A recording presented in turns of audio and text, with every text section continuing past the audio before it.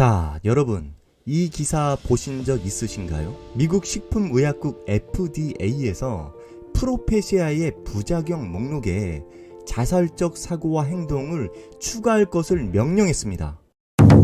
안녕하세요, 건강팩토리입니다. 저도 일주일 전까지만 해도 탈모약을 먹었었는데요. 예전에는 모나드정을 먹다가 최근 2년 정도는 아보다트를 먹었죠. 왜 탈모약을 끊었냐면요, 탈모약의 부작용이 저한테도 미치고 있다는 사실을 제가 깨달았기 때문이에요. 그 전까지는 그게 탈모약의 부작용인지 잘 인지하지 못했죠. 브레인 포그 현상, 가슴이 두근거리는 현상, 여유증 등이 저한테 해당되는 거였습니다.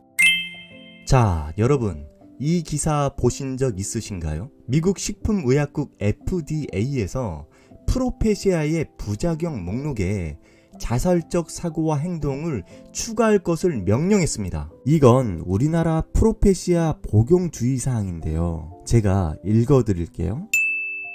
피나스트리드 1mg을 투여한 환자에서 우울한 기분, 우울증이 보고되었고, 이보다 적은 건수로 자살 생각을 포함한 기분 변형이 보고되었다. 정신학적 증상에 대해 환자를 관찰하고 만약 환자에게 이러한 증상이 발생하는 경우 피나스트리드 투여를 중단하고 의료 전문가에게 상담하도록 해야 한다.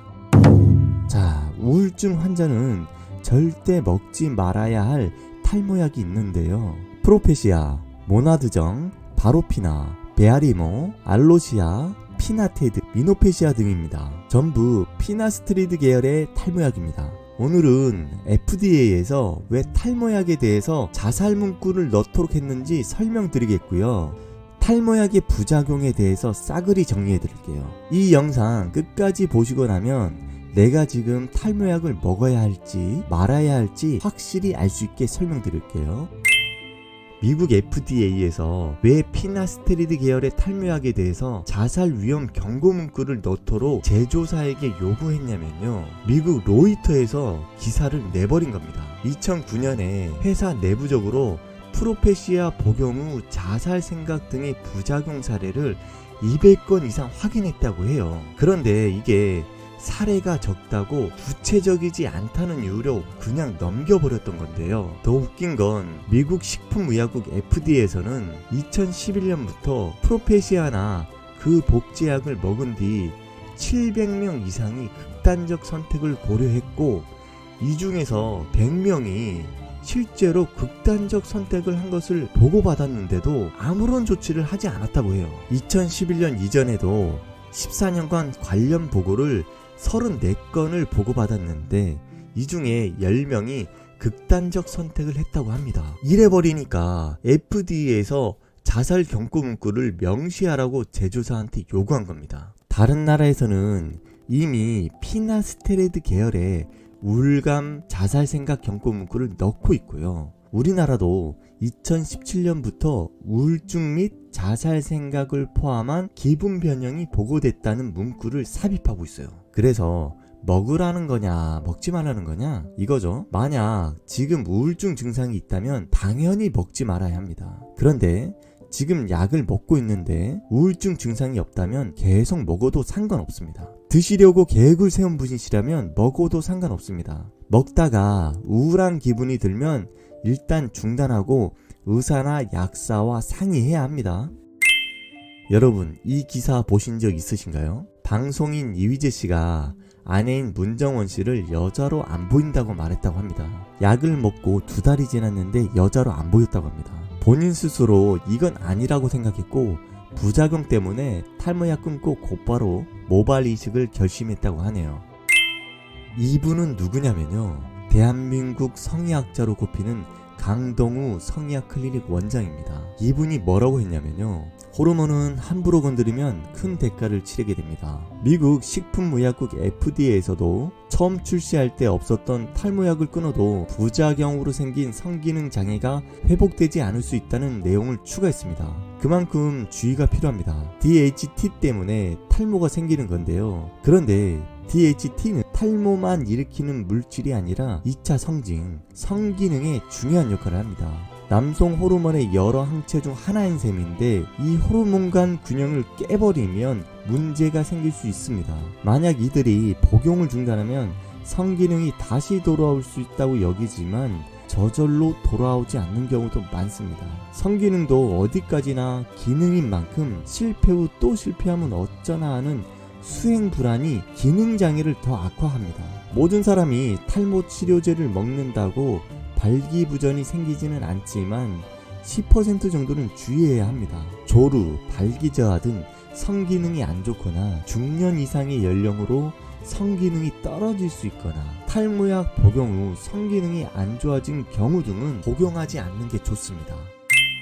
자, 여러분, 선택의 문제입니다. 머리카락을 선택할 것이냐 아니면 성기능을 선택할 것이냐. 물론 탈모약을 먹는다고 다 그런 건 아니겠죠. 여러분, 브레인포그라는 단어 들어보셨나요? 영어 단어 그대로 뇌에 안개가 낀 것처럼 멍하고 집중을 할 수 없으며 기억력이 떨어지는 증상인데요. 저도 탈모약을 복용했었다고 했잖아요. 부작용이 몇 개 있었는데요. 그중 하나가 브레인포그 증상이었죠. 집중력과 기억력이 떨어지고 진짜 멍한 증상이 나타나는 거죠. 전립선 암 치료할 때요, DHT, 즉 디하이드로 테스토스테론을 억제시킨대요. 저걸 억제시키면 기억력이 저하되고 인지 부조화가 나타나고 치매로 이어질 확률이 증가한대요. 근데요, 우리가 먹는 탈모약의 목적이 DHT 감소에 있는 거죠. 자, 이 밖에도 탈모약의 부작용이 더 있는데요. 간단히 정리해 드릴게요. 탈모약이 전립선암 진단을 방해할 수 있고요. 혈정액증이라고 해서 남자들 사정할 때 붉은 피가 섞여 나오는 증상인데요. 이 증상은 일정 기간 증상이 있다가 대부분 없어지는데 가끔 전립선암이나 전립선염 같은 전립선 질환이나 하부 요록의 염증이나 폐색으로 진행되는 경우가 종종 있다고 합니다.